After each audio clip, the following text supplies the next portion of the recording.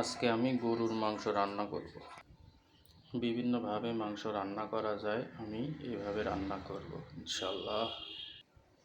পেঁয়াজ রসুন দিয়ে নিলাম, হলুদ মরিচের গুঁড়া অন্যান্য মশলাগুলো সব একসাথে দিয়ে নিলাম, লবণ, তেল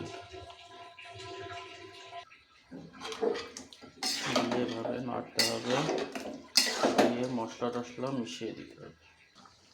আদা বাটা, আস্ত জিরা, বড় ফল,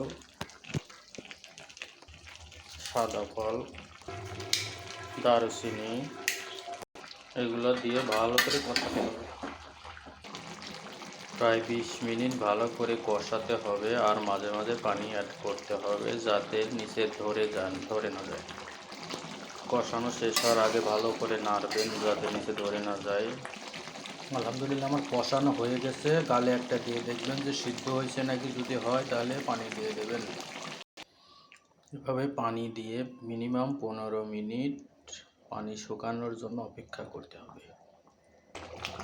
পানি একটু শুকিয়ে আসলে হালকা জিরার গুঁড়া ছড়িয়ে দেবেন। আলহামদুলিল্লাহ আমার মাংস রান্না শেষ। পেঁয়াজ গলে গেলেই বুঝবেন যে মাংস রান্না শেষ। এভাবে আপনারা বাসায় ট্রাই করতে পারেন।